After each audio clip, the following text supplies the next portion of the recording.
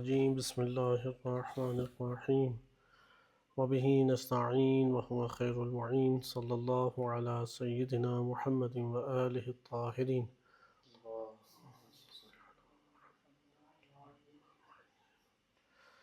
قرآن کریم کی آیات کی روشنی میں ماہ مبارک رمضان کی مناسبت سے موضوع علم تری آپ کی خدمت میں عرض کیا جا رہا تھا۔ ان مجموعہ آیات میں اللہ سبحانہ وتعالی نے اپنے بندگان کو خصوصی غور و فکر کی دعوت دی ہے۔ اس عنوان سے جو آیات کریمہ ہمارے سامنے ہیں وہ خداوند متعال کے افعال سے تعلق رکھتی ہیں کہ کائنات اللہ تعالیٰ کا فعل ہے، اور ان آیات میں اللہ تعالیٰ کے افعال ہی کا تذکرہ بیان کیا گیا ہے۔ آج ہم جس آیت کو ملاحظہ کر رہے ہیں وہ سورہ نور آیت نمبر 41 ہے، چونکہ خلقت کے عنوان سے ایک بڑا مجموعہ ہے کہ جو علم تری کے الفاظ کے ساتھ قرآن کریم میں ذکر ہوا ہے۔ سورہ نور آیت نمبر 41 میں ارشاد باری تعالی ہوتا ہے: الم تر ان اللہ یسبح لہ من فی السماوات والارض والطیر صافات کل قد علم صلاته وتسبیحہ واللہ علیم بما یفعلون۔ کیا آپ نے نہیں دیکھا کہ اللہ کے لیے ہر وہ جو آسمانوں اور زمین میں ہے تسبیح کر رہا ہے۔ والطیر صافات، کہ پرندے جو ہیں وہ پر پھیلائے اور جو تیر رہے ہیں وہ بھی تسبیح کر رہے ہیں۔ ہوا میں ایک دفعہ پرندوں کا پھڑ پھڑانا ہے اور ایک دفعہ پر پھیلا کے تیرنا ہے ہوا میں، تو یہ تیرنے کی طرف اشارہ ہے۔ صافات سے مراد ہے تیرنا، کہ والطیر صافات، کہ پرندے اڑتے ہوئے جو ہوا میں تیر رہے ہیں یہ اللہ کی تسبیح کر رہے ہیں۔ کل قد علم صلاتہ و تسبیحہ، یہاں پہ اب دو معنی ہمارے پاس ادھر آتے ہیں کہ کلن کا کلن علم سے مراد یہ بھی ہو سکتا ہے کہ ہر ایک، یعنی ان جاندار یا موجودات میں ہر ایک اپنی تسبیح اور اپنی صلاۃ اور تسبیح کو جانتا ہے، اور یہ ضمیر بھی پلٹ سکتی ہے کہ اللہ کی ذات جو ہے وہ ان کی تسبیح اور صلاۃ اور تسبیح کو اللہ سبحانہ وتعالی جانتا ہے۔ ہر دو معنی ہمارے پاس ادھر آ سکتے ہیں، البتہ کون سا مناسب تر ہے دیکھیں گے۔ واللہ علیم بما یفعلون، یہ لوگ جو فعل انجام دیتے ہیں، کام کرتے ہیں، اللہ علیم ہے ان کے بارے میں، بہت بہتر طور پہ جانتا ہے۔ اس آیت کریمہ میں کلمہ تسبیح پہ دقت کریں، چونکہ سابقہ آیت ہم پڑھ چکے ہیں کہ جس میں سورہ حج کی آیت تھی 18، کہ جس میں اللہ سبحانہ وتعالی فرماتا ہے کہ آسمانوں اور زمین میں جو بھی ہے وہ اللہ کو سجدہ کیے ہوئے ہیں۔ والشمس والقمر والنجوم والجبال والشجر والدواب، کے پہاڑ، درخت، زمین پہ چلنے پھرنے رینگنے والے جاندار، وکثیر من الناس، لوگوں میں کثیر تعداد، وکثیر حق علیہ العذاب، اور جن کی پر عذاب حتمی ہو چکا ہے، یہ سارے کے سارے اللہ کے سامنے سجدے میں۔ ہم نے اس چیز کو پھر مطالعہ کیا کہ یہ سجدہ تشریعی نہیں بلکہ تکوینی ہے، یہ سجدہ تکوینی ہے۔ اور پھر آخری آیت میں کہ اس جملے کے اوپر غور کرنے کی قرآن نے خصوصی تاکید کی ہے۔ وَمَن يُهِنِ اللَّهُ فَمَا لَهُ مِن مُكْرِمٍ، اللہ جس کی اہانت کرتا ہے اس کو باعزت کرنے والا کوئی وجود نہیں رکھتا، لیکن لوگ جس کی اہانت کرتے ہیں پھر اللہ جس کو باعزت کرنا چاہے اسے باعزت کرتا ہے۔ ان اللہ یفعل ما یشاء، اللہ جو چاہتا ہے وہ فعل انجام دیتا ہے۔ اللہ تعالیٰ کی مشیت ہر چیز کے اوپر بالا تر ہے۔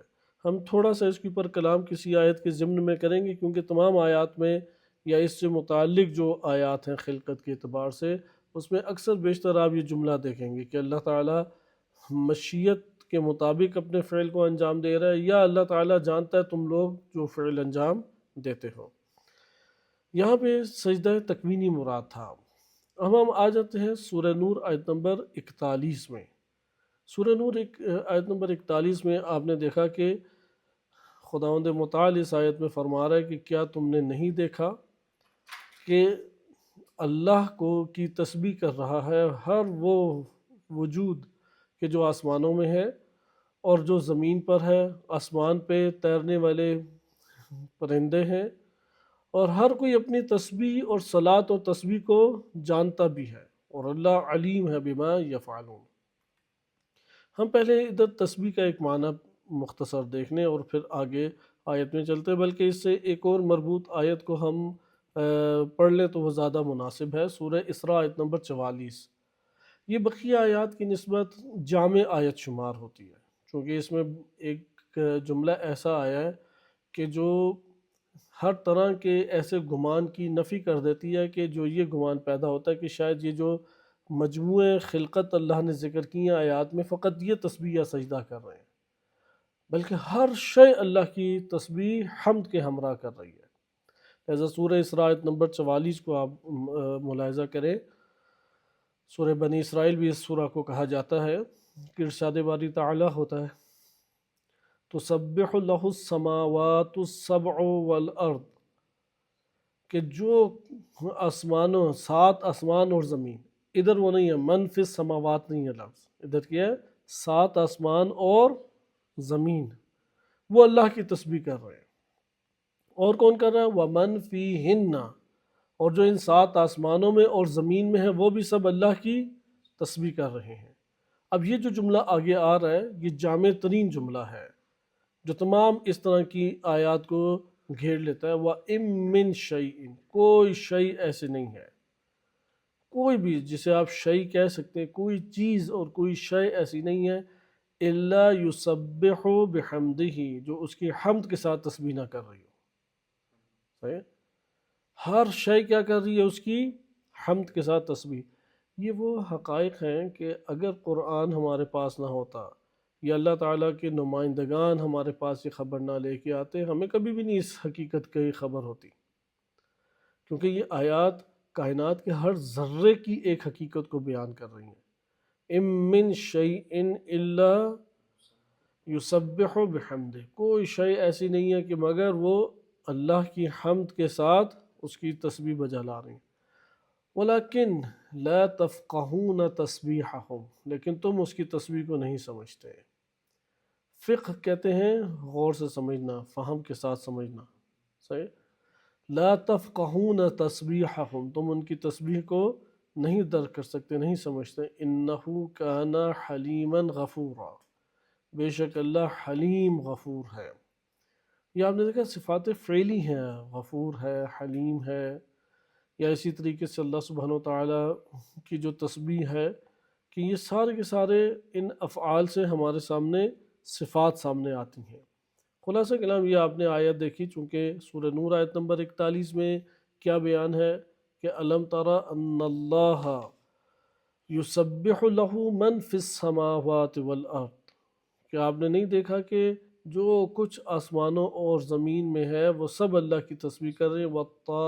والطیر صافات، اور اڑتے پرندے بھی، so یہ پرندے در حالانکہ اڑ رہے ہیں، صافات حال کے طور پہ آ رہا ہے کہ والطیر صافات، کہ یہ جو پرندے ہیں وہ ہوا میں تیرتے ہوئے اللہ کی تسبیح کر رہے ہیں۔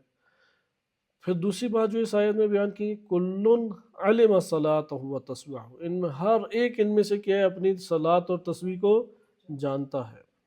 واللہ علیم بما یفعلون، اور اللہ سب سے بہتر طور پہ علیم ذات ہے کہ جو یہ لوگ فعل انجام دیتے ہیں۔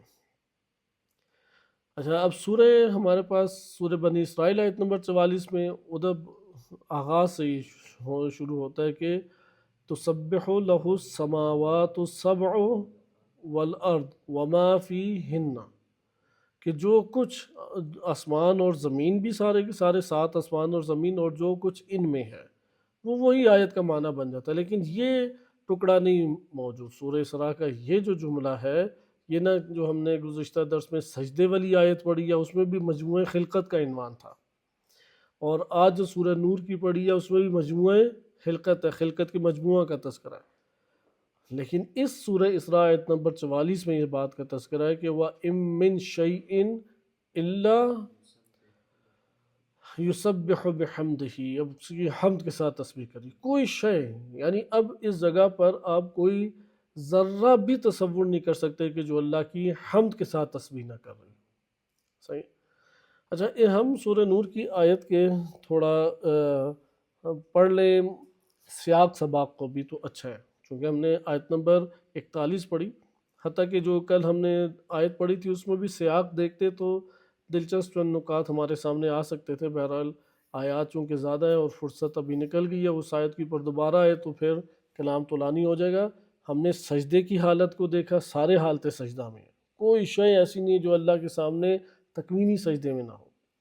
آج ہم کیا مطالعہ کر رہے ہیں، کوئی شے ایسی نہیں ہے جو اللہ کی تسبیح حمد کے ساتھ نہیں کر رہے. صحیح ہے، کوئی شے ایسی نہیں، کوئی ذرہ ایسا نہیں ہے جو اس کی حمد کے ساتھ تسبیح نہیں کر رہا. ادھر ہم وقت ہمارے پاس چونکہ موجود ہے تو ہم آیت کو، سابقہ آیت کو بھی دیکھ لیں، آیت نمبر 40 اور آیت نمبر 41 اور 42 کو، کہ قرآن کی اس آیت میں ہے، یا آیت نمبر 39 سے دیکھیں، والذین کفروا، وہ لوگ جو کفر جنہوں نے کیا، اعمالہم کسراب، ان کے جو اعمال ہیں وہ سراب کی مانند ہے. آپ جانتے ہیں نا اردو میں سراب کہتے ہیں کہ دور سے پانی کا آپ کو نظر آ رہا ہے ذخیرہ، لیکن قریب جاتے ہیں تو نہیں ہوتا. تو ان کے اعمال بھی سراب ہیں، انہیں اپنے اعمال بڑے مزین، خوبصورت اور بہت کثیر دکھائی دیں گے، لیکن وہ جب اپنے اعمال کے ڈھیر کے پاس جائیں گے وہ اصلاً ہوں گی نہیں. صحیح کا سراب بقیعۃ یحسبہ الظمآن ماء، کہ دور سے سراب کی مانند ہے جو ایک چٹیل میدان میں ہو. صحیح ہے، سراب بقیعۃ، ایک چٹیل میدان میں پانی کا آپ کو ذخیرہ نظر آتا ہے. پیاسا سمجھتا ہے کہ ادھر پانی ہے، حتی اذا جاءہ، جب وہ اس کے پاس جاتا ہے، لم یجدہ شیئا، تو کچھ بھی نہیں پاتا. ووجد اللہ عندہ، اور وہ اسی طرح سے آدمی جو ہے یعنی کافر، وہ اپنے اعمال کا ایک تصور کرے گا. تو جب وہ جیسے یہ سراب میں وہ پانی کے پاس جاتا ہے تو دیکھتا ہے کچھ بھی نہیں ہے، بلکہ وہاں کس کو وہ پاتا ہے؟ اگر کچھ بھی نہ ہو تو ایک ہستی تو ہمیشہ موجود ہے، اور وہ کون ہے؟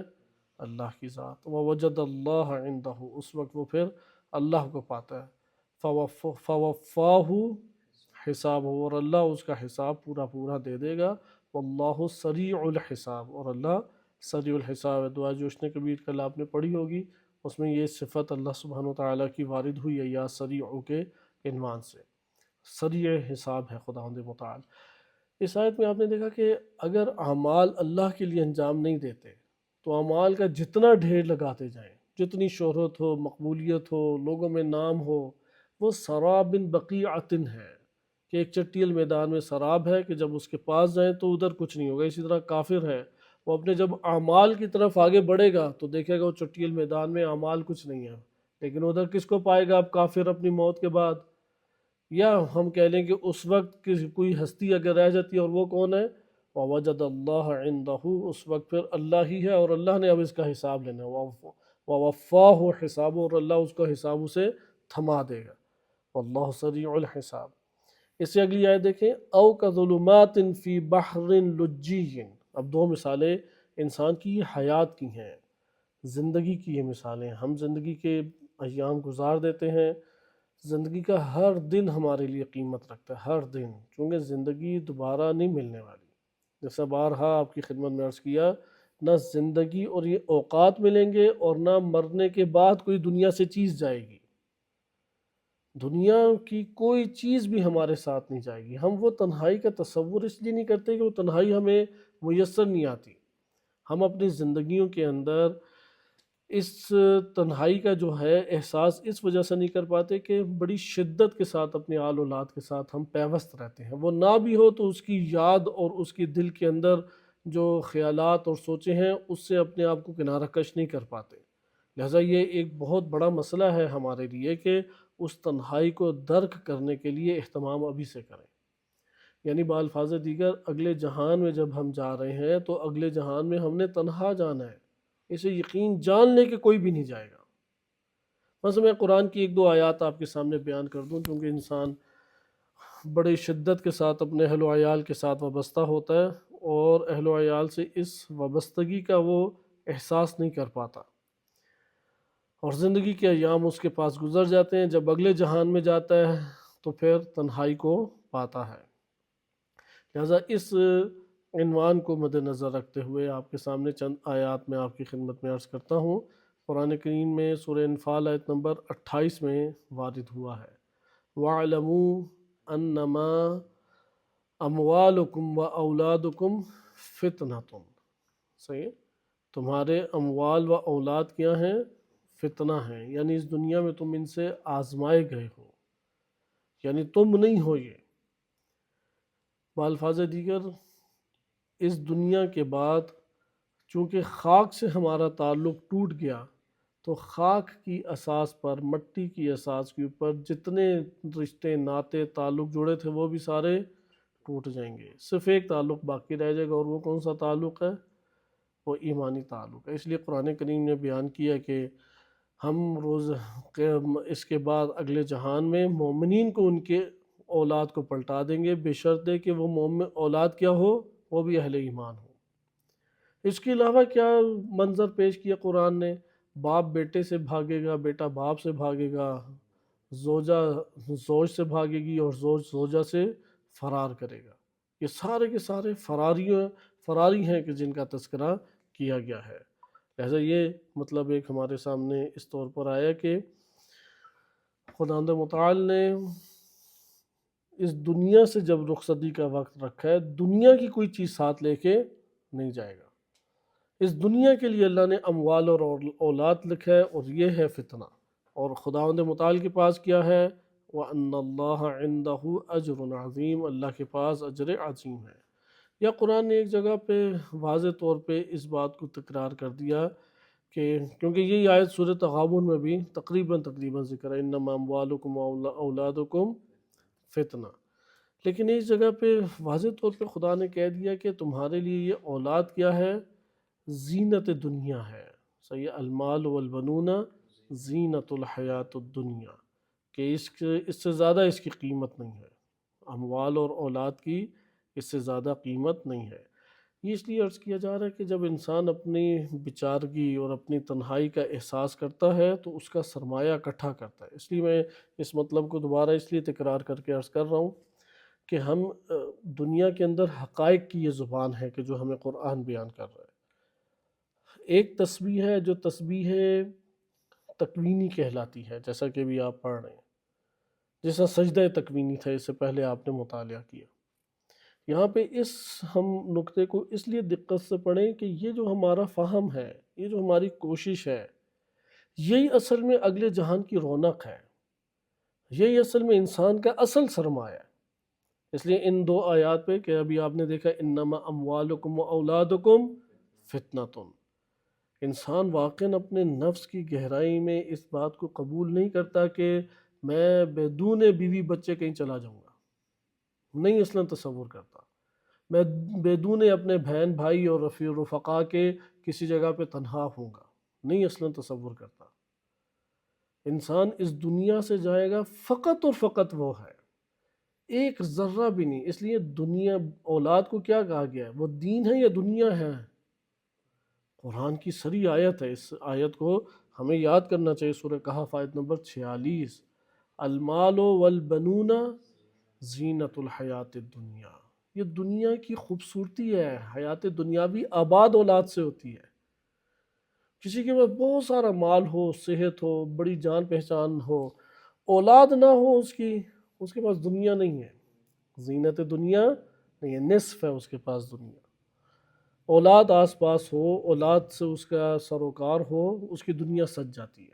جیسے آپ نے دیکھا ہوگا چھوٹے سے چھوٹے مکان میں بھی بیوی بچوں سے خوشحال رہ لیتا ہے انسان، چھوٹے سے چھوٹے کمرے میں بھی، لیکن بڑے سے بڑے محل میں بھی اپنے بیوی بچوں کے لیے رہنے کے لیے آمادہ نہیں ہے، کیونکہ دنیا عبارت ہی انہی چیزوں سے ہے۔ اب جب وہ اگلے جہان میں جائے گا تو یہاں پہ تو زندہ افراد ہیں نا، آس پاس دیکھ رہے ہیں، تو وہ سمجھ رہے ہیں کہ شاید وہاں پہ بھی ہم اس کے ساتھ ہی ہیں، وہاں پہ بھی کوئی اس کے پاس ہے نہیں، وہ بالکل تنہا ہے۔ اور گزشتہ درس میں بھی عرض کیا تھا کہ ایک دفعہ یہ تجربہ کریں، بعض تجربات انسان پہ پر اثر ہیں۔ مثلا کسی قبرستان کے کونے میں چلے جائیں، کچھ تاریکی کے عالم میں، تاریکی کے عالم میں کسی کونے میں جا کر آپ اپنی تنہائی کا احساس کریں۔ دیکھیں کتنی دیر رہ سکتے ہیں ادھر، اگلے جہان میں ہزارہا سال اسی طرح رہنا ہے۔ لہذا پہلا یہ تصور یہ حل نہیں ہوتا، سرمایہ اکٹھے کرنے کی طرف نہیں ہمارا نفس جائے گا، نہیں جائے گا اس کی طرف۔ وہ مطمئن بیٹھا ہوا ہے کہ میں بہت کچھ میرے ساتھ ہے، چونکہ ادھر انسان جس طرح صحت مند ہو تو اسے مریض ہونے کا احساس ہوتا ہے کہ میں مریض ہوں گا، کبھی بھی احساس نہیں ہوتا انسان کو۔ یہ طب ہے، طب انسانی ہے، اس سے مقابلے کے لیے شعور چاہیے۔ یاد رکھیں کہ حال میں جو انسان پہ کیفیت طاری ہوتی ہے وہ اسی میں جیتا ہے اور اس کے مد مقابل کو نہیں خیال کر رہا ہوتا۔ لہٰذا اس کے احساس کے لیے ہم نے خود اپنے وجود میں یہ احساس برپا کرنا ہے۔ اس لیے علماء بیان فرماتے ہیں کہ بعض اوقات قبرستان میں جائیں، عبرت لیں وہاں سے۔ ایسے موقع پہ جائیں بالکل سناٹا چھایا ہوا، وہاں پہ کوئی آس پاس چیز آپ کے نہیں ہے۔ اس وقت جو تنہائی کا ایک احساس ہوگا، موت اسی کا نام ہے۔ ادھر تو چلو پھر آگے منظر دیکھ رہے ہیں، آنکھیں بھی بند کر لیں۔ اس وقت جو تنہائی کا احساس ہے، مرنے کے بعد بس یہ کیفیت ہے۔ اب انسان کو اپنی زندگی بسر کرنے کے لیے ساز و سامان چاہیے، رہنے کے لیے گھر چاہیے، انسان کو اپنے آس پاس کے لیے رفقا چاہیے تنہائی کو بھگانے کے لیے، اپنے لیے ایک عائلی زندگی کا احساس اسے چاہیے جو احساسات وہ رکھتا ہے۔ یہ ساری کی ساری چیزیں اعمال کی صورت میں جائیں گی۔ اگر عمل ساتھ لے کے گیا تو یہ ساتھ جائے گا۔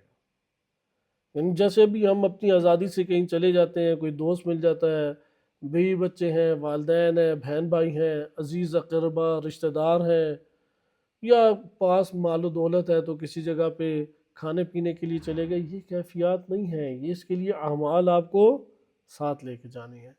یہ مطلب جب ہم پڑھ چکے والباقیات الصالحات خیر عند ربک ثوابا وخیر عملا، جو باقیات الصالحات ہیں انسان کے پاس، وہ بہترین انسان کا سرمایہ ہیں۔ خیر، سب سے بہترین خیر وہ یہی باقیات الصالحات ہیں جو اللہ کے پاس ثواب اور اجر کی صورت میں محفوظ ہیں۔ خیر عملا، اور اسی سے امید باندھی جا سکتی ہے۔ پس امید انسان کس سے باندھ سکتا ہے؟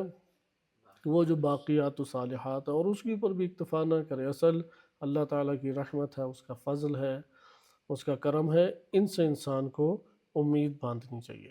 یہ ایک مطلب آپ کے سامنے ذکر کیا تھا، درمیان میں آیا ایک نصیحت کے طور پہ، چونکہ یہ نصیحت سب سے پہلے اپنی ذات کو ہے، پھر آپ عزیزان کی خدمت میں عرض ہے۔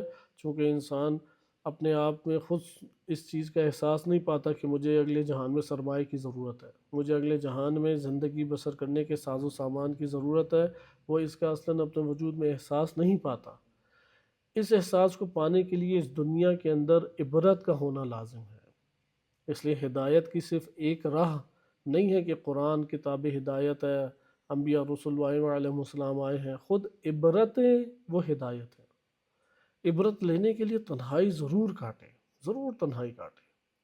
کل ہم نے پڑھا تھا کہ تنہائی اس لیے کاٹے کہ اللہ کی صفات کو درک کر سکے، وہ ایک اور مطلب ہے۔ تنہائیوں کے اندر اگلے جہان کھلتے ہیں۔ کبھی بھی اگلا جہان اس شخص کو نظر نہیں آ سکتا کہ جس کا نفس اندرونی طور پہ دنیا کے ساتھ مشغول ہے، کوئی بھی شخصیت ہو۔ مثلا امیر المومنین علیہ السلام کے آپ ہمراہ ہوں، بالکل ہمراہ، اور وہ گفتگو کر رہے ہیں، تو گفتگو کس نے سمجھنا ہے؟ کانوں سے تو گزر رہی ہے، ہمارے نفس نہیں سمجھنا نا۔ اگر ہمارا نفس دنیا کے ساتھ مشغول ہے، نہیں سمجھ سکیں گے، جیسے ہزاروں لوگوں نے نہیں سمجھا۔ وہ ہم سے بہتر بھی تھے، وہ تو تلوار بھی جا کے چلاتے تھے، وہ جا کے قربانیاں بھی دیتے تھے، وہ تو امام علی علیہ السلام کے عزت احترام کرتے، شب و روز بعض ان کے ہمراہ رہتے تھے۔ لیکن آپ نے ملاحظہ کیا کہ انسانی نفس اندر سے ہونا چاہیے، کہ لازم ہے کہ اندر سے خالی ہو۔ کس اعتبار سے خالی ہو؟ کہ ضروری ہے کہ انسانی نفس وہ دنیا و ما فیہا سے اپنے آپ کو اندر سے خالی کرے، اللہ سبحانہ وتعالیٰ سے ہمارا تعلق جڑ جائے گا۔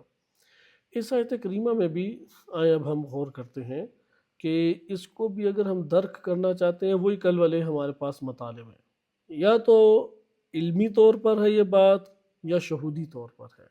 صحیح ہے؟ رؤیت قلبی مراد ہے۔ رویت قلبی مراد ہو تو یہ خواص کے لیے ہے، علمی طور پر ہو تو ہم لوگ بھی اپنے طور پہ کوشش کر سکتے ہیں۔ سجدے کا معنی کل آپ نے دیکھ لیا کہ سجدہ کہتے ہیں تذلل کو، اپنے آپ کو ذلیل و خوار کرے اللہ کے سامنے۔ اس کو ایک اور زبان میں کہا جاتا ہے کہ من والذین جاہدوا فینا، جہاد یعنی اپنی پوری کوشش لگا دے، جسے کہتے ہیں پوری کی پوری کوشش خرچ کر ڈالنا، اسے کیا کہتے ہیں؟ جہاد۔ والذین جاہدوا فینا لنہدینہم سبلنا، کیونکہ جب انسان کسی شے کے لیے بھرپور کوشش کرتا ہے تو وہ بڑا گہرا نفسانی تعلق پیدا کر لیتا ہے، اصل نفس کا تعلق ہے، اصل قلب کا تعلق ہے۔ ظاہری تعلقات تو کچھ بھی نہیں، مثلا ماں کا بچے کے ساتھ جسمانی کوئی تعلق ہے، جسم بچے کا الگ ہے، ماں کا الگ ہے، لیکن ماں کے قلب کا اولاد سے بہت گہرا تعلق ہے۔ حتیٰ کہ بعض اوقات ایسا ہوتا ہے کہ اولاد بیمار ہوتی ہے، ماں کو احساس ہونے لگ جاتا ہے۔ حتیٰ کہ ائمہ علیہم السلام کا بھی محبت کا جو تعلق ہے ایسا ہی ہے کہ مومن جب بے چین اور دوچار ہوتا ہے مصیبت سے تو امام کی جو ہستی ہے وہ بھی پریشان ہوتی ہے، ایک طرفہ معاملہ نہیں ہے۔ اسی طرح جو ائمہ علیہم السلام کے ساتھ بہت شدت کے ساتھ ربط رکھتے ہیں وہ ان کے غم اور حزن کا احساس کرتے ہیں، وہ ان کی خوشی کا احساس کرتے ہیں۔ یہ جو قلبی اور محبتوں کا تعلق ہے یہ حقیقی تعلق ہے۔ لہٰذا یہاں پر بھی اب آپ آئے سجدے میں ہیں، اللہ تعالیٰ سے ہمارا تذلل کا تعلق ہے، خوب ذلیل و خوار کریں اپنے آپ کو اللہ کے سامنے، واضح طور پہ جو الفاظ استعمال کیے جا سکتے ہیں وہ یہ ہیں۔ صحیح ہے؟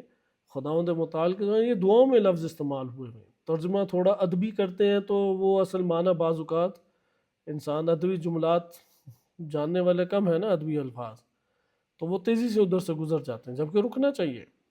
اس ادبی لفظ کو اگر ان کی محاوراتی لوگوں کی زبان میں پیش کریں وہ یہی معنی ہے کہ خوب اللہ کے سامنے اپنے آپ کو ذلیل و خوار کرو، اتنا مرتبہ بلند ہوتا ہے۔ اللہ کے علاوہ جس ہستی کے سامنے اپنے آپ کو ذلیل و خوار کریں گے انسان واقعاً ذلیل و خوار ہوتا ہے۔ حتیٰ کہ امام علی علیہ السلام کا نہج البلاغہ میں ایک جملہ موجود ہے، البتہ اس کا جو سیاق ہے وہ وارد ہوا ہے تاریخی کتب میں، پس منظر اس واقعے کا، اس جملے کا پس منظر کتب تاریخ میں واقع ہوا ہے۔ جب خلافت کے عہدے کے اوپر ظاہری طور پر فائز ہوئے اور امت نے انہیں بعنوان حاکم نبی صلی اللہ علیہ وسلم کے بعد ایک طولانی مدت کے بعد یعنی تقریباً 35 سال کے بعد انہیں قبول کر لیا، 36 سال کے بعد 35 سال کے بعد قبول کر لیا، تو عراق میں وارد ہوئے، انبار کی طرف جا رہے تھے۔ انبار ابھی بھی علاقہ آپ سرچ کریں گوگل پہ تو آ جائے گا انبار کا علاقہ۔ اس علاقے میں داخل ہوئے تو لوگوں نے آگے دوڑنا شروع کر دیا، ایسے ہوتے ہیں نا وزیر اعظم اپنی بل پروف کالی گاڑی کے اوپر جب جاتے ہیں تو لوگ آگے بھاگنے لگ جاتے ہیں بعض اوقات۔ ہمیں بھی ایسے دیکھنے کے پاکستان میں خبرناموں میں یہ منظر دیکھنے کو ملے ہیں، تو وہاں پہ بھی ان کی سواری کے سامنے لوگوں نے تیز تیز بھاگنا شروع کر دیا آگے آگے، تو امام نے رک گئے اور فرمایا یہ کیا کام کر رہے ہیں؟ تو کہا کہ ہم تو اپنے ہاں جو بادشاہ حضرات ہیں ان کا استقبال اسی طریقے سے کرتے ہیں۔ تو امام نے پھر یادگار جملات ادھر ارشاد فرمائے کہ میرے ساتھ ایسا سلوک نہ کرو، صحیح، یعنی اپنے آپ کو خود ذلیل و خوار نہ کرو، اللہ نے تمہیں آزاد خلق کیا ہے، آزاد خلق کیا ہے۔ جیسے امام فرماتے ہیں کہ میرا اس طرح کا کوئی استقبال نہ کرو، میں اس طرح کی پست ترین حرکات اپنے لیے میرے لیے انجام پائیں میں لوگوں سے یہ گوارا نہیں کر سکتا۔ لہٰذا ائمہ علیہم السلام حریت کا درس دینے آئے تھے، آزاد کرنے آئے تھے، اس لیے امام الاحرار ہیں، آزاد لوگوں کے امام ہیں، سید الاحرار ہیں، صحیح ہے، سردار ہیں احرار کے، حریت پسند تھے۔ حریت کسے کہتے ہیں؟ نفس سے آزاد ہو جاؤ، ہمیشہ کے لیے اللہ کے غلام ہو جاؤ۔ آزاد اسے نہیں کہتے کہ جو جی میں آئے وہ کرو، وہ تو نفس کا غلام ہوا۔ اس کی مثال بڑی مولانا رومی رحمۃ اللہ علیہ بڑے اچھے طریقے سے بیان کرتے ہیں، شہید مطہر رحمۃ اللہ علیہ نے کئی کتب میں بھی ذکر کیا ہے کہ ایک قاضی تھا، اس نے ایک بہت بڑی خیانت کی جس کی بدنامی کی وجہ سے وہ ڈرتا تھا، تو اس نے اپنی زوجہ کو کہا کہ مجھ کو ایک صندوق کے اندر بند کرنا، اور غلاموں کو کہا کہ اس صندوق کو تم اپنے کندھوں پہ لے کے چلے جانا۔ اب وہ صندوق میں بند کر دیا، لوگ آئے ادھر ادھر دیکھے قاضی نہیں ہے، چلے گئے۔ اب اس صندوق کو اس کے جو غلام ہیں وہ اٹھا کے لے کے جا رہے تھے، اور ایک مقام پہ اس نے کہا تھا وہاں پہنچ جاؤ تو صندوق رکھ کے چلے جانا، تو وہ صندوق رکھ کے چلے گئے ادھر۔ اس نے کسی اور کو کہا ہوا تھا اور مجھے پھر آزاد کرا دینا۔ تو یہاں سے پھر وہ اپنا مضمون بدلتے ہیں کہ ہر انسان اس دنیا کے اندر اسی طرح اپنے نفس کے قید خانے میں ہے، اور کئی قید خانوں کے اندر ہے، اور باہر سے اللہ نے ایک فرد بھیجا ہے جسے کہتے ہیں نبی، رسول، جسے کہتے ہیں امام، ہادی۔ وہ آ کے نفس کے ان زندانوں سے انسان کو آزاد کراتا ہے۔ لہٰذا ان زندانوں کے اندر ہمیں امید یہ رکھنی چاہیے کہ میں اپنے نفس کے زندان سے آزاد ہو جاؤں گا، میں اپنی شہوت کے زندان سے آزاد ہو جاؤں گا۔ ہر شخص اپنے اندر گرفتار ہے۔ بس حب النفس، حب النفس، نفس ہر ایک کو اپنا بہت عزیز ہے، بڑا محبوب ہے۔ وہ اسے بار بار بتاتا ہے تیرے اندر یہ کمالات ہیں، تیرے اندر فلاں فضائل ہیں، یہ چیزیں تیرے اندر پائی جاتی ہیں، پھر اس کے احترام کا بڑا قائل ہے۔ تھوڑی سی کوئی توہین کر دے تو وہ اندر سے سیخ پا ہو جاتا ہے کہ تو نے میری توہین کر دی ہے، کیونکہ اپنے نفس کا بہت احترام کا قائل ہے، بہت زیادہ۔ حتیٰ فقیر سے فقیر انسان وہ مجبور ہو جاتا ہے اگلے کا کام کرنے کے لیے، اگلے کے سامنے چپ ہونے پہ، لیکن اپنی عزت اور کرامت نفس کا بہت زیادہ قائل ہے۔ ادھر شہید مطہر رحمۃ اللہ علیہ بڑی خوبصورت گفتگو کی ہے کہ ہمارے ابھی بیان سے باہر ہے، کسی مورد میں تفصیلاً مقدمات کے ساتھ بیان کی جائے گی۔ نفس کے اندر احترام کے اعتبار سے دو پہلو ہیں۔ ایک ہے کہ ذاتاً نفس سے ہر ایک کو محبت ہے، اس محبت کی اس عنوان سے نفی نہیں ہے کہ انسان اپنے آپ کو نفع سے دوچار کرے اور ضرر سے بچائے، لیکن ایک دفعہ نفس کی ایسی محبت کا عادی ہو جاتا ہے تمام کی تمام اقدار انسانی اس محبت کے لیے ترک کر دیتا ہے، اس کے لیے اپنے آپ کو ایسے مقام کے اوپر بٹھاتا ہے کہ جسے متکبرانہ مقام کہتے ہیں، اگلوں کو حقیر سمجھنے لگ جائے۔ یہ جو حب نفس ہے یہ تباہی کی علامت ہے، اور وہ جو حب نفس ہے کہ اپنے آپ کو کیوں ذلیل و خوار کرے جبکہ اللہ نے مجھے آزاد خلق کی ہے، میرے فیصلے دوسرے کیوں کرے جبکہ اللہ نے مجھے عقل دی ہے، ہدایت دی ہے، میں ہدایت سے استفادہ کر کے ارادتاً خود عمل انجام دوں، کیوں میں جبراً انجام دوں، میں کیوں دوسروں کے ایک اشارے کے اوپر چلوں؟ حتیٰ کہ جو ہمارے راہبران ہیں ہم ان کے اشاروں کے اوپر اپنے اختیار سے چلتے ہیں، جبراً نہیں چلتے، یعنی اعتقاد رکھتے ہوئے چلتے ہیں۔ انبیاء علیہ السلام پہ پہلے ایمان لائے، ایمان لانے کے بعد ان کے فضائل اور کمالات کے ہم معترف ہوئے، ان کی عصمت کے معترف ہوئے کہ یہ بندہ ہمیں کبھی بھی ضرر کی طرف نہیں لے کے جائے گا، نجات کی طرف لے کے جائے گا، ہدایت کی طرف لے کے جائے گا، کامیابی کی طرف لے کے جائے گا۔ ان اعتقادات کی وجہ سے ہمارے اندر ایک ارادہ آزادی کے عنوان سے، استقلال کے عنوان سے اختیار کے ساتھ ارادہ جنم لیتا ہے، اور ہم اس اختیاری ارادے کے ساتھ کیا ہے ایک عمل انجام دیتے ہیں۔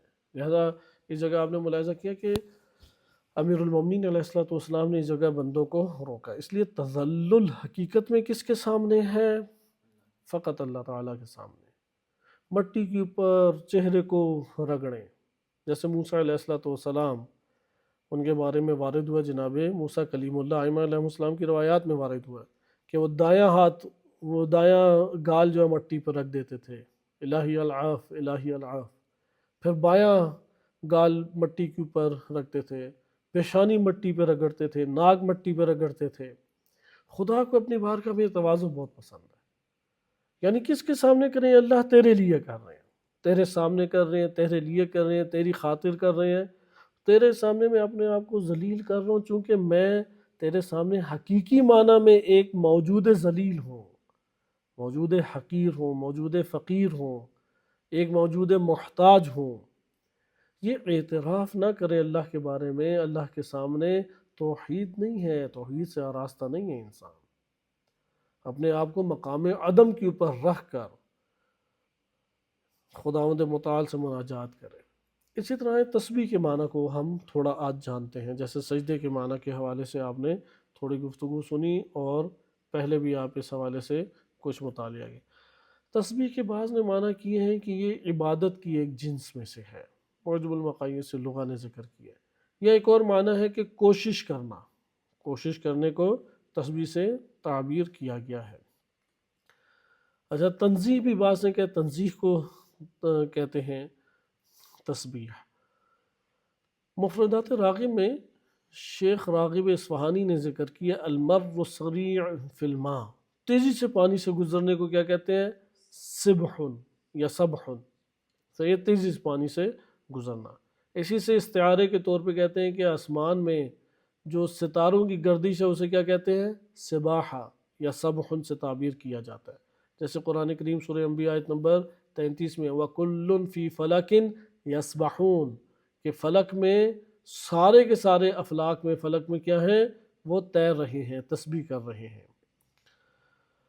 اسی طریقے سے فرشتوں کے بارے میں یہ ہے وَالسَّابِحَاتٍ سَبْحًا، کہ جو عمل میں انتہائی تیزی سے عمل انجام دیتے ہیں، انتہائی تیزی سے عمل انجام دیتے ہیں۔ آپ ان آیات پہ تھوڑا غور و فکر کرتے رہیں کہ کن کن مجموعوں کا تذکرہ دیں گے، رفتہ رفتہ ہمارے پاس آ رہا ہے۔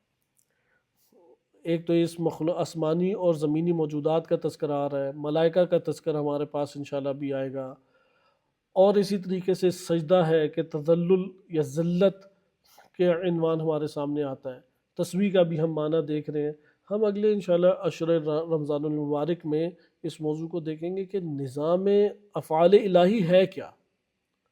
ابھی تو ہم صرف فعل الہی کو درک کر رہے ہیں نا، مثلا ہم دیکھ رہے ہیں کہ اللہ تعالیٰ خلق کر رہا ہے، اللہ تعالیٰ کلام فرما رہا ہے، اللہ سبحانہ و تعالیٰ وہ تدبیر فرما رہا ہے، اللہ سبحانہ و تعالیٰ وہ مالک ہے، ملکیت میں ہر چیز کو لیے ہوئے ہیں۔ مختلف طرح کے ہم افعال الہی کا بھی مشاہدہ قرآن کریم کے آئینے میں کر رہے ہیں۔ صحیح، انہی میں سے ہم نے ایک دیکھا کہ اللہ تعالیٰ نے قہاریت اور اپنی سلطنت اور جبروت کے صفت کے طور پر ہر شے کو اپنے سامنے کیا کیا ہوا ہے؟ جھکایا ہوا ہے۔ ہر شے ذلیل و خوار ہو کے اس کے سامنے دبی پڑی ہے، اور روز قیامت اسی چیز کی آشکار تصویر ہے۔ قرآن کے جو مادی دنیا اس میں تو اللہ نے خلقت کو اختیار دیا، اگلے جہانوں میں اختیار نہیں ہے، اس لیے قرآن نے بیان کیا کہ ان کی زبانیں کنگ ہو کے پڑی ہوئی ہوں گے، سمن بکمن کی طرح گونگے بہرے ہو کے بیٹھے ہوں گے، بولنا چاہیں گے بول نہیں سکیں گے عظمت الہی کی وجہ سے۔ اس لیے اگلا جو جہان ہے وہ جہان طبل السرائر ہے، راز آشکار ہے، ہر چیز واضح ہے، لیکن واضح سے کیا مراد ہے؟ اسی سطح کی جتنی وہ دیکھ سکتا ہے، نہ کہ ہر قسم کے حقائق اللہ آشکار کر دے، نہیں، وہ جو اس سے مربوط حقائق ہیں جس سطح کو اس نے حاصل کیا تھا وہ اللہ تعالیٰ آشکار اس کے سامنے بیان فرمائے گا۔ سبحن کا یہ مطلب آپ نے دیکھا۔ تسبیح کا مطلب ہوتا ہے تنزیہ، تسبیح یعنی تنزیہ۔ تنزیہ کا مطلب ہم نے کیا پڑھا تھا؟ اللہ سبحانہ و تعالیٰ کو تمام کے تمام عیوب اور نقائص سے پاک اور منزہ قرار دینا۔ صاحب تحقیق نے اس کا کیا معنی کیا، ہم اس کے اوپر دیکھتے ہیں، کیونکہ سبحن آپ نے دیکھا کہ عبادت کی جنس سے بھی ہے، سعی اور کوشش کا نام بھی ہے، اور اس طرح سے بعض آپ نے ابھی معنی ملاحظہ کیا کہ تیزی سے پانی کے اوپر جانا۔ ان سب کے سب کلمات لغویین سے، اہل لغت کے بیانات سے استفادہ کرتے ہوئے صاحب تحقیق ذکر کرتے ہیں سین با ہا، یہ در حقیقت حق کی راہ میں حرکت کا نام ہے۔ انحراف کی راہ میں اور ضعف کی راہ میں حرکت کو سبحن نہیں کہتے۔ سبحن یعنی حق کی مسیر میں، حق کی راہ میں حرکت کو انجام دینا۔ صحیح ہے؟ اچھا، اس بنیاد پر حق کی اساس کے اوپر پاکیزہ اور منزہ قرار دیا جاتا ہے۔ اس لیے جب ہم کہتے ہیں تسبیح یعنی حق، حقیقت یہ ہے، حق کی راہ یعنی حقیقت یہ ہے، حقیقت یہ ہے کہ اللہ سبحانہ و تعالیٰ فقط اور فقط کمال سے مزین ہے، اور جتنے بھی عیوب اور نقائص ہیں وہ اللہ سبحانہ و تعالیٰ ان سے پاک اور منزہ اور مبرہ ہے۔ درست، اس کو کہتے ہیں تسبیح۔ تسبیح یعنی اللہ سبحانہ و تعالیٰ کی صفت فعلی، صفت ذاتی، ذات الہی جس طرف نگاہ کرے فقط اور فقط کمالات کا، اور فقط اور فقط حق کی راہ کے اوپر استوار ہونے کا وہ اقرار کرے۔ کسی عیب، نقص، قباحت اس کا شائبہ بھی ذہن میں پیدا ہوتا ہے، فوراً کہ سبحان اللہ۔ مثلا یہ شائبہ پیدا ہو کہ اللہ نے بڑا ظلم میرے ساتھ کر دیا، نعوذ باللہ، سبحان اللہ کہے اس جگہ پر کہ اللہ پاک اور منزہ ہے اس سے۔ انسان کے ذہن میں اللہ کی کوئی تصویر بننے لگ جائے، سبحان اللہ کہے، اللہ تعالیٰ اس سے پاک اور منزہ ہے، حتیٰ کہ جو اوصاف ہم اللہ کے لیے ثابت کرتے ہیں اللہ تعالیٰ اس سے بھی بالا تر ہے، اس ذات سے بھی بالا تر ہے۔ لہٰذا یہ ہمارے پاس سبحان اللہ کا ایک معنی آیا کہ سبحان اللہ، اور میں عرض کر چکا ہوں کہ جب تک کمالات سے اتصاف نہ ہو تب تک عیوب اور نقائص سے بھی مبرہ آپ ثابت نہیں کریں گے۔ دونوں زبانیں ایک ہی ہیں، الگ کام ظاہری طور پہ ہمیں الگ لگ رہے ہیں لیکن حقیقت کیا ہے دونوں کی ایک ہے۔ جب ہم عیوب اور نقائص سے کسی کو پاک اور منزہ قرار دے رہے ہوتے ہیں، اس کا کیا مطلب ہے؟ یہ فقط اور فقط کمالات سے کیا ہے؟ مزین ہے، صرف زبان اور لسان کا فرق ہے۔ حمد کرنا اللہ تعالیٰ کی یا اللہ سبحانہ وتعالی الحمدللہ کہنا، یہ اللہ تعالیٰ کی صفات ثبوتیہ ثابت کرنا ہے۔ سبحان اللہ کہنا یہ اللہ تعالیٰ کی صفات سلبیہ ہیں، تمام عیوب و نقائص سے اللہ کو دور قرار دینا ہے۔ اچھا، سبح جو ہے یہ ہمارے پاس کئی معنی میں آتا ہے، لیکن جب ہم کلمہ تسبیح کہتے ہیں یا کلمہ سبحان کہتے ہیں تو کلمہ سبحان اس سے فقط اور فقط کیا مراد ہوتی ہے؟ یہ پاک اور منزہ اللہ کا ہونا، ہر عیب و نقص سے خداوند متعال کا پاک قرار دینا۔ لیکن یہ کلمہ دیگر الفاظ کے معنی میں بھی آیا ہے، وہ ایک الگ صورت ہے، وہ اپنے لغوی معنی میں آیا۔ مثلا جس طرح تیز حرکت کو سبح سے تعبیر کیا جاتا ہے، البتہ پانی پہ یا کسی بھی طریق کے اوپر۔ آئے اب ہم اس میں اگلے مورد کو دیکھتے ہیں۔ جب ہمارے پاس تسبیح کا معنی ایک نو واضح ہو گیا، تسبیح یعنی اللہ تعالیٰ کو پاک اور منزہ قرار دینا۔ ہم نے گزشتہ جو بحث پڑھی تھی اس میں ہم نے دو پہلو پڑھے تھے صفات باری تعالیٰ کے۔ ایک چھوٹا سا نقطہ اس میں بیان کریں گے، اس میں زیادہ ڈیپتھ میں نہیں جائیں گے، لیکن یہ عرض کریں جیسے استغفار کے بارے میں آپ کو عرض کیا کہ اس کے مراتب ہیں، اسی طرح عصیان کے بھی مراتب ہیں۔ جیسے عصا آدم و ربہ فغوا، کہ آدم علیہ السلام نے معصیت کی اور اغوا ہو گئے، صحیح ہے، اپنے رب کی معصیت کی اور اغوا ہو گئے۔ یہ وہ معصیت نہیں ہے کہ جو گناہ شمار ہو۔ اول تو یہ دار و تکلیف میں نہیں تھی، وہ ٹھیک اپنی تعویلات ساری، لیکن اب مراتب کی دنیا میں اگر آئیں تو ہر مرتبہ گناہ ایمان یا عصمت سے نہیں ٹکراتا۔ یہ وہ عصیان ہے کہ جو عصمت سے عین سازگار ہے، مراتب کے اعتبار سے ہے، کیونکہ بالآخر اللہ سبحانہ وتعالیٰ نے حکم تو دیا تھا، لیکن بالآخر اس جگہ شیطان سے کس نے ٹکرا دیا؟ پھر اللہ تعالیٰ نے ٹکرایا۔ خداوند متعال کی مشیت نہ ہوتی واقعہ بھی نہ ہوتا، اذن نہ ہوتا واقعہ بھی نہ ہوتا۔ لہٰذا یہ مورد ہمارے پاس آتا ہے کہ یہ عصیان وہ دار و تکلیف والا عصیان نہیں ہے جو آپ کل کا کل اختیار دے کے دار تکلیف اور شریعت کے احکام کے دائرے میں لے آئے۔ لیکن جس طرح ہم نے پڑھا نا، ہر استغفار گناہ کے اوپر استغفار نہیں ہے۔ ٹھیک ہے کہ ہمارے اعضاء و جوارح سے گناہ ہوئے استغفار ہے، نفس سے گناہ صادر ہوا یعنی خیال اور وہم میں ہم نے گناہ کیا، استغفار کیا۔ بعض استغفار ہے کہ میرا ہر عمل بار الہ تیرے لائق نہیں ہے، تیری شان کے مطابق نہیں ہے، یہ احساس کا ہونا، اس کے اوپر استغفار کرتا ہے۔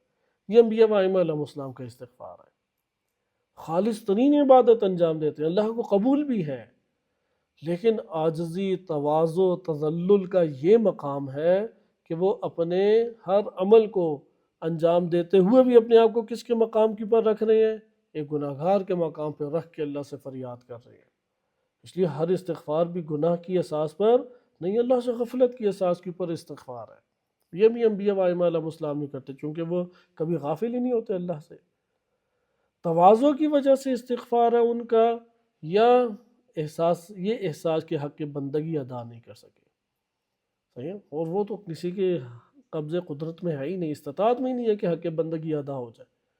اور اللہ نے ہمیں وجود دیا ہے، کیسے اس کا شکر ادا کریں؟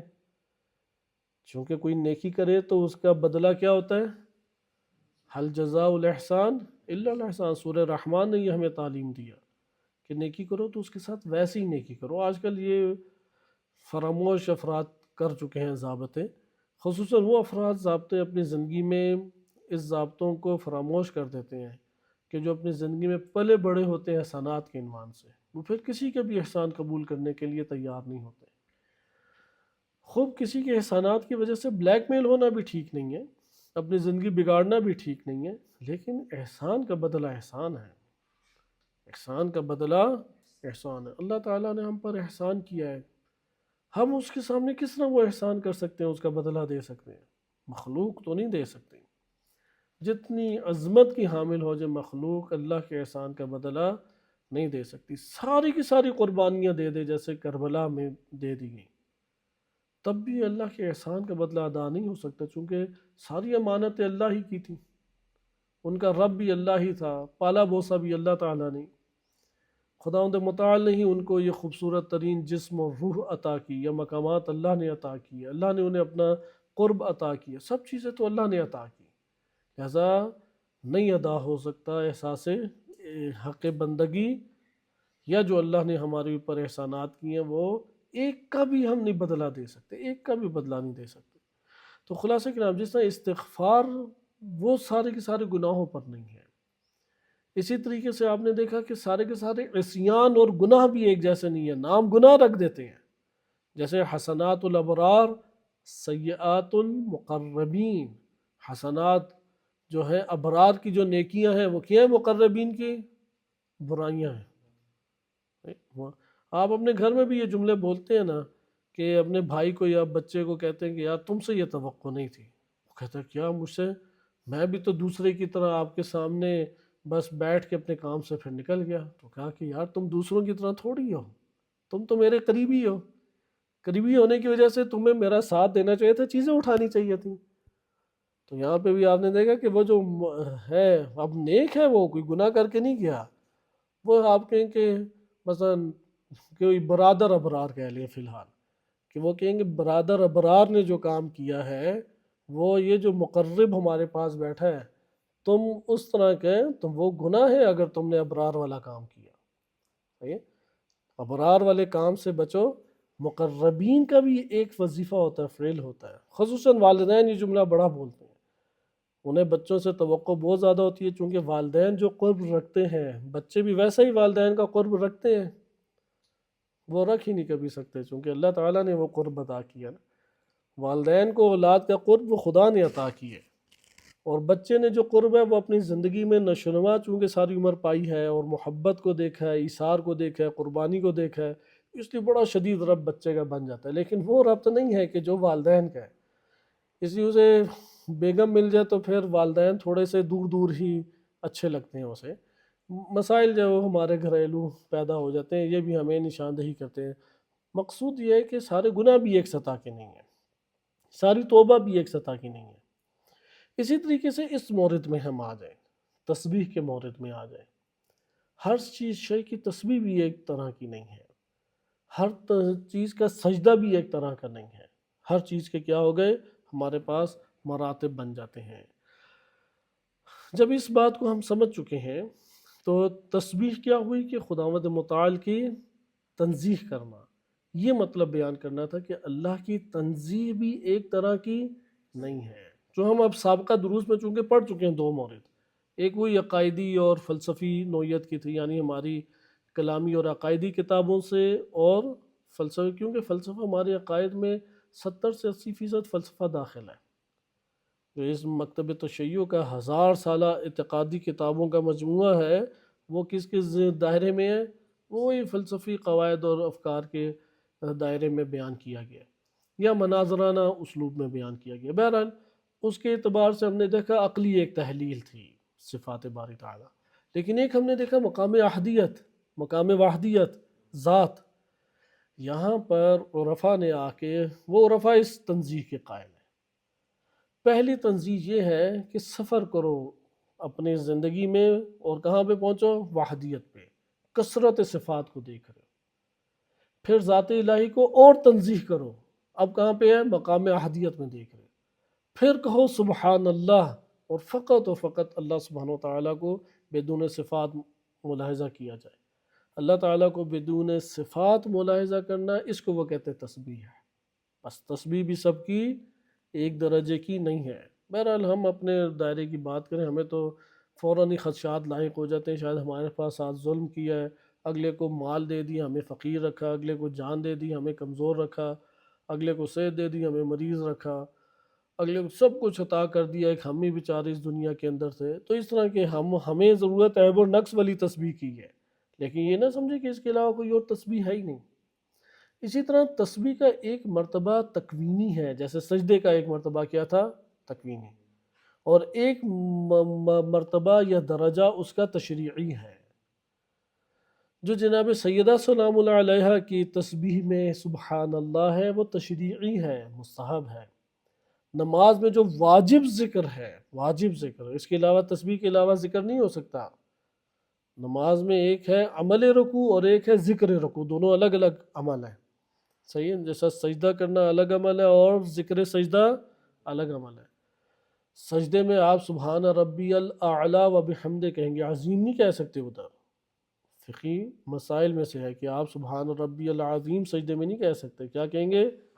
ہاں، اور رکوع میں اعلیٰ نہیں کہہ سکتے، عظیم کہیں گے۔ یہ تسبیح تشریعی ہے، یہ اختیاری ہے، یہ باعث ثواب ہے، صحیح ہے؟ لیکن ہر وجود اپنے وجود سے یہ احساس کرتا ہے کہ اللہ سبحانہ و تعالیٰ اس کی حمد کمالات سے بھی مزین ہے اور عیب و نقائص نہیں ہے۔ ادراک کا بس فرق ہے، ہر کوئی درک نہیں اس چیز کو کر سکتا۔ جیسے بھی آپ قرآن کی اب اس آیت کو دیکھیں کہ ان آیات میں آپ کو کیا محسوس ہوتا ہے؟ تشریعی تسبیح کا تذکرہ ہے یا تکوینی تسبیح کا تذکرہ ہے؟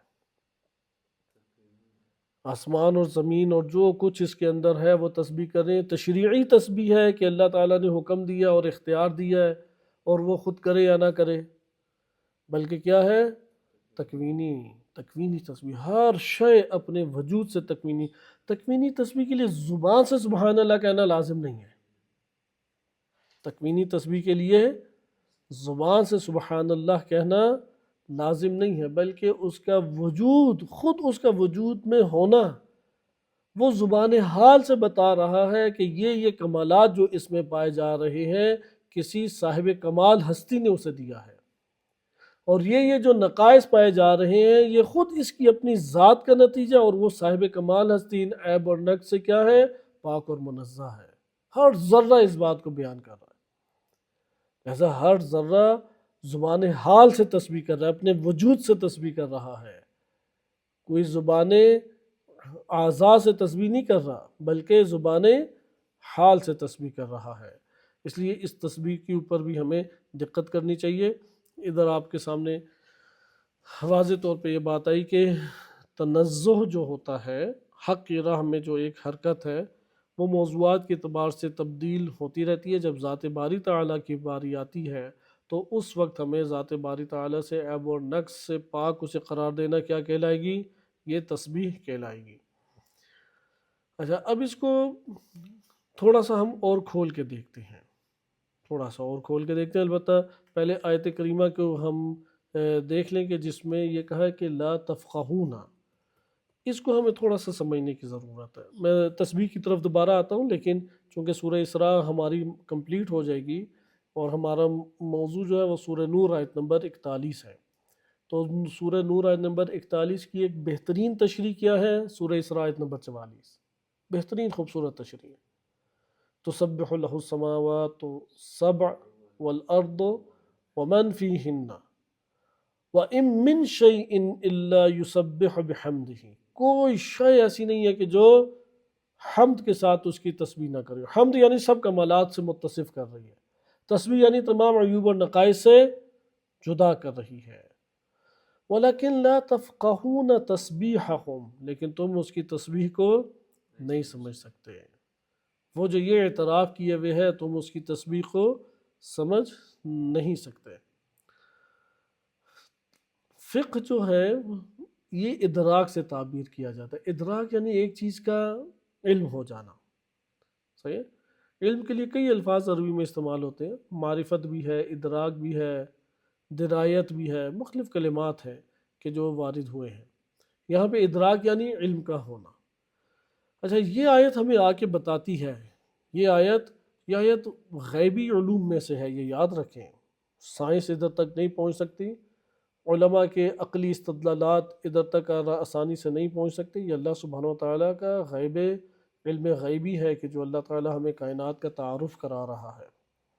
یہ آیت ہمیں آ کے یہ بات بتاتی ہے کائنات کا کوئی ذرہ ایسا نہیں ہے کہ جو شعور نہ رکھتا ہو، کوئی ذرہ ایسا نہیں ہے کہ جو شعور نہ رکھتا ہو، ہر ذرہ شعور رکھتا ہے۔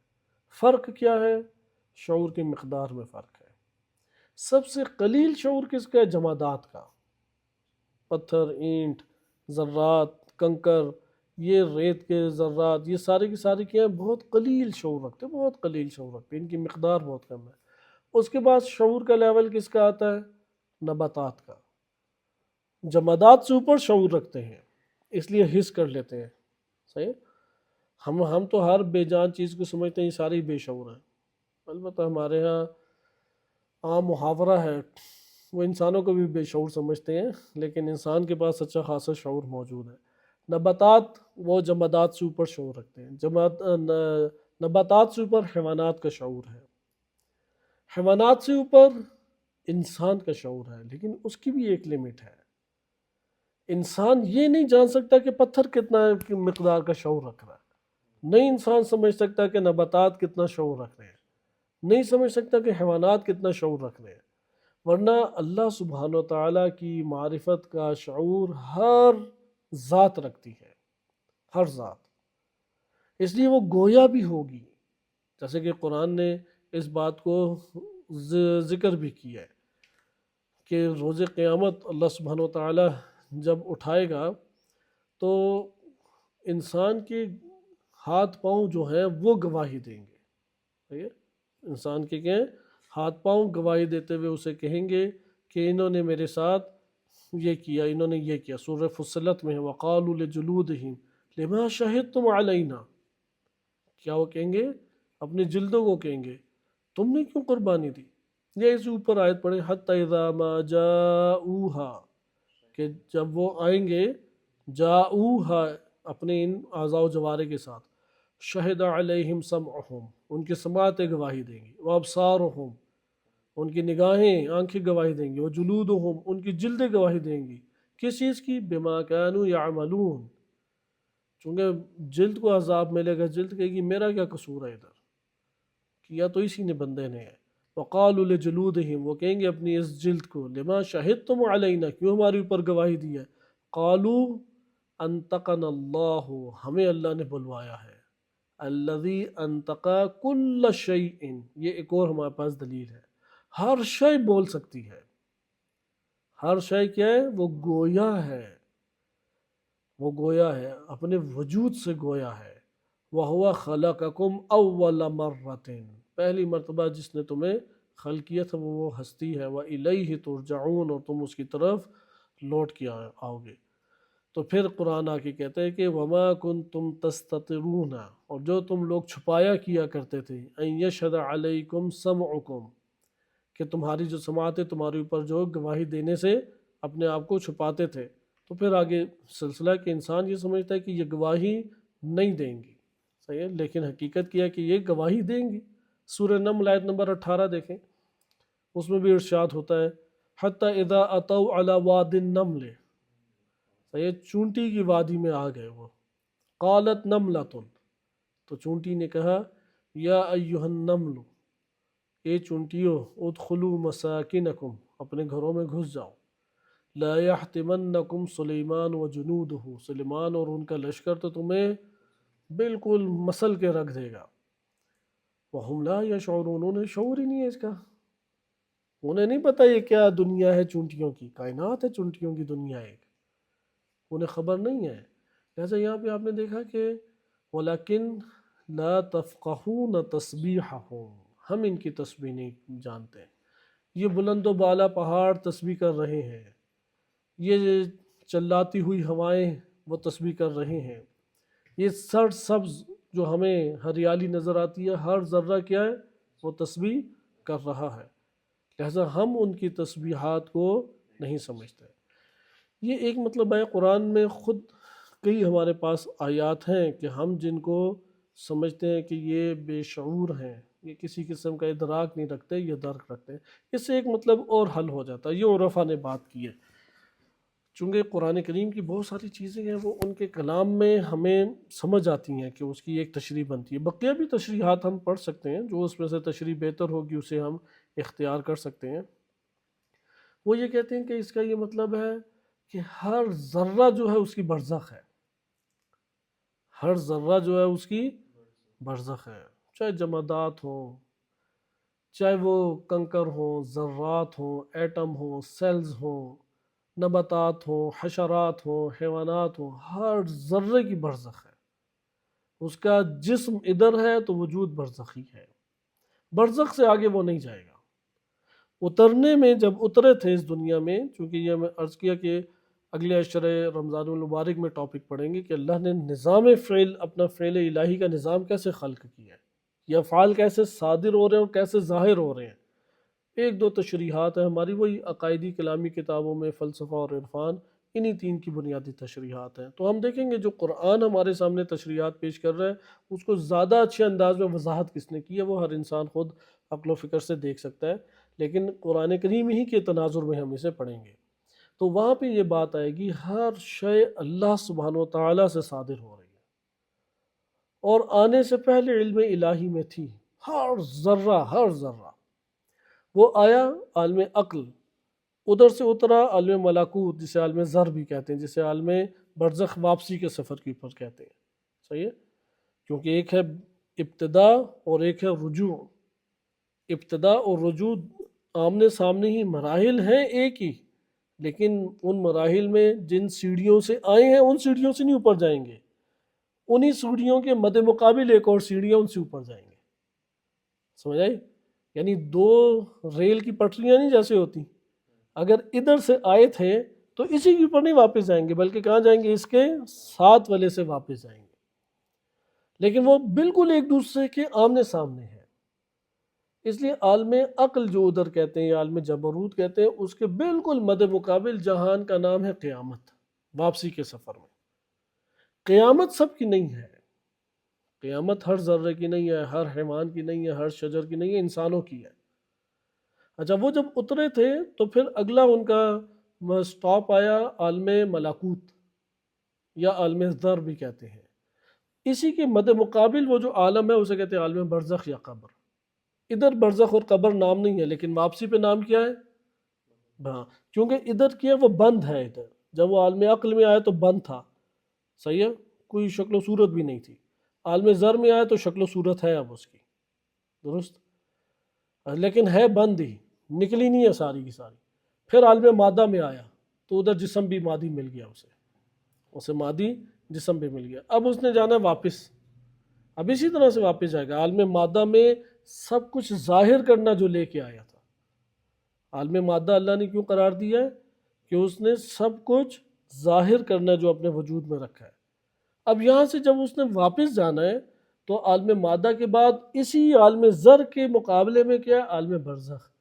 واپسی کے سفر میں تمام خلقت رک جائے گی برزخ میں، ابد کے لیے، ہمیشہ کے لیے۔ انسان ہے کہ جو آگے قیامت تک جائیں گے، انسان ہے کہ جو مافوق آگے جنات بھی ہیں۔ لا تقف مقام لا یقف، علامہ حسن زادہ عاملی رحمۃ اللہ علیہ فرماتے ہیں ایسا مقام ہے کہ جو کہیں رکتا نہیں ہے۔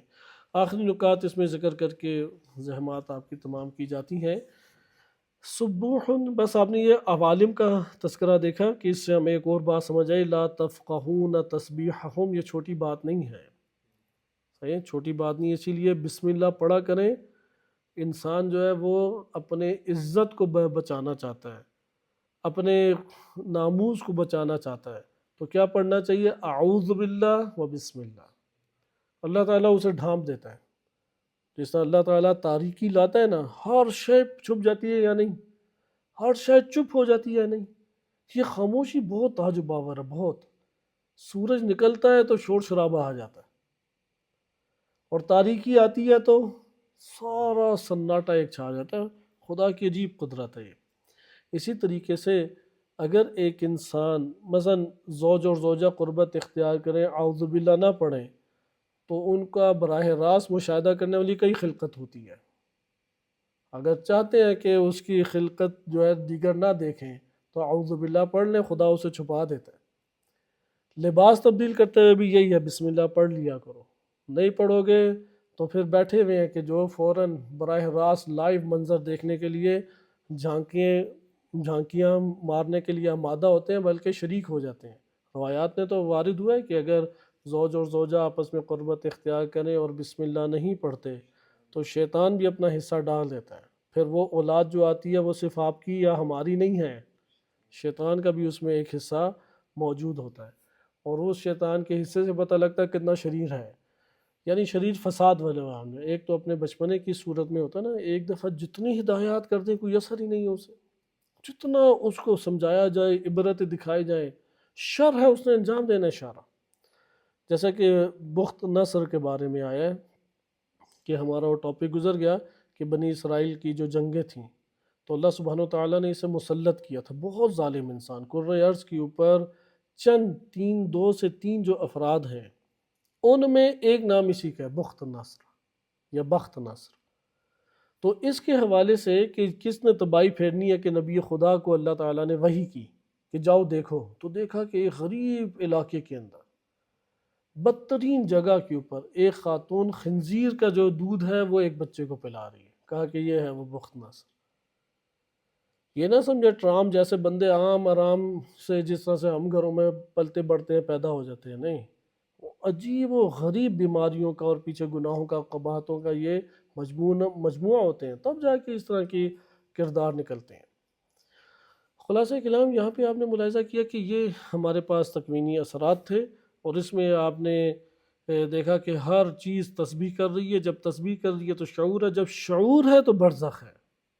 شعور ہمیں بتاتا ہے کہ کیونکہ شعور میں اس کے تصور بنتا ہے، شعور میں اس کی ایک صورت بنتی ہے، لیکن یہاں پہ علامہ طباطبائی رحمۃ اللہ علیہ فرماتے ہیں کہ شعور ہونا ایک الگ چیز ہے، تسبیح سے مراد ہے اس کا خود موجود ہونا تسبیح ہے، اس کا خود، چونکہ ہر ذرہ جو موجود ہے وہ اللہ تعالیٰ کے کمالات کو عیاں کر رہا ہے یا نہیں، اور ہر ذرہ اپنی محدودیت کے اعتبار سے اپنے عیوب اور نقائص کو بھی ظاہر کر رہا ہے یا نہیں، اور اپنی ذات کی زبان حال سے بتا رہے کہ یہ عیب اور نقص میرا ہے، اس صاحب کمال کا نہیں ہے، اسے کہتے ہیں تنزیہ کر رہا ہے وہ، اور جو اس کا وجود ہے کمالات کی صورت میں سامنے آ رہا ہے وہ بتا رہا ہے کہ اس کے اپنے یہ کمالات نہیں ہیں۔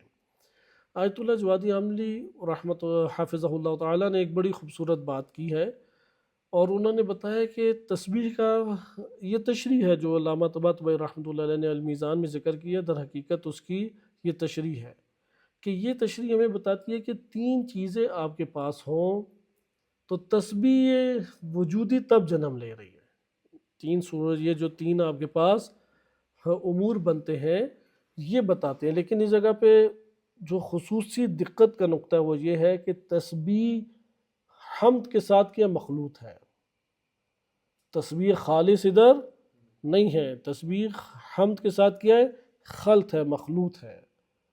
لہذا یہ کیا ہے کہ ہر ناقص وجود، اب تسبیح کیسے کر رہا ہے، ایک تشریح تو پہلے عرض کر دی، ایک اور طرح سے جو آیت اللہ جوادی عاملی حافظہ اللہ تعالیٰ نے، انہوں نے بہت خوبصورت طریقے سے بیان کیا کہ تین نکات بنیادی طور پہ بیان کیے، اور تین نکات کے بعد چوتھا نقطہ نتیجہ ہے کہ وہ تسبیح کرنا ہے۔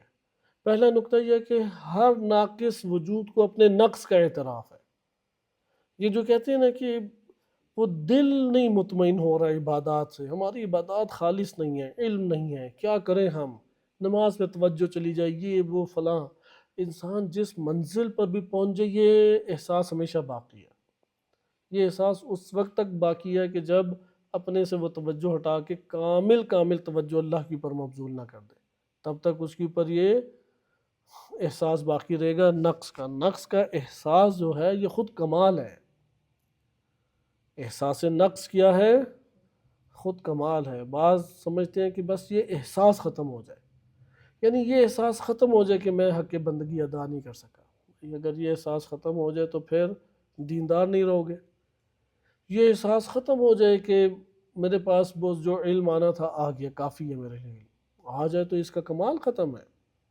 بس یہ خود ایک کمال ہے۔ اس لیے پہلا نقطہ کیا ہوا کہ نقص کا اعتراف اور احساس ہونا، اعتراف اور احساس ہونا پہلا نقطہ، چونکہ ہر انسان اپنے اندر یہ احساس رکھتا ہے۔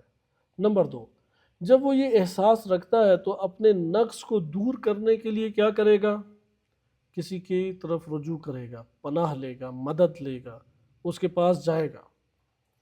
جب ہم سبوح القدوس کہتے ہیں تو حقیقت میں ہمارے نقص کا ازالہ ہو رہا ہے۔ تسبیح کا آپ نے دیکھا ایک اور رخ ہمارے سامنے آیا، تسبیح کا رخ اگلا کیا ہے، پاک اور منزہ اللہ کو کر رہے ہوتے ہیں، اور خود کیا ہو رہے ہوتے ہیں؟ ہم کامل، خود کامل ہو رہے ہیں۔ اسی کو کہتے ہیں نا ثواب، اسی کو کہتے ہیں عبادت۔ عبادت ہمیں کامل کرتی ہے آ کے۔ عبادت فقط اس لیے نہیں اللہ نے خلق کیا اور کہا کہ 2 رکعت نماز پڑھو، اللہ تعالیٰ کو اس کا کوئی فائدہ، لیکن بندے کو بس ہاں یہ ہمارے ہاں ایک الگ چیز ہے، اسے سارا فائدہ اس نے قیامت والے دن نہیں دکھانا ہے، نہیں اس دنیا میں بھی ہے، اس دنیا میں بھی وہ اضطراب سے بچ جاتا ہے، اس دنیا میں نافرمانی سے بچ جاتا ہے، اس دنیا میں رحمت اللہ کی لینے میں کامیاب ہو جاتا ہے۔ لو ان اہل القریٰ، اگر اہل یہ بستیوں والے کیا ہوتے؟ آمنوا واتقوا، ایمان لاتے اور تقوی اختیار کرتے، لفتحنا علیہم برکات من السماء والارض، آسمان اور زمین کے ہم در ان کے اوپر کھول دیتے برکات کے۔ اس لیے مادی فائدہ بھی ہے، اس لیے دوبارہ میں یہ جملہ بول دوں، عیب اور نقص سے اللہ کو منزہ ثابت کر رہے ہوتے ہیں، کامل کون ہو رہا ہوتا ہے؟ ہم خود کامل ہو رہے ہوتے ہیں۔ اس لیے کثرت سے سبحان اللہ کے، بس پہلی چیز ہے احساس نقص، دوسرا کیا ہے کہ نقص کو دور کرنے کے لیے رجوع کرنا۔ ہر کوئی یہ چاہے گا میرا نقص اور عیب کیا ہے، میں اس سے پاک اور منزہ کسی نہ کسی طریقے سے ہوتا رہوں۔ جب وہ دیکھے کہ میں پاک اور منزہ ہو رہا ہوں تو جو اس کو کمال عطا کر رہا ہے اس کی حمد و ستائش کرے گا یا نہیں؟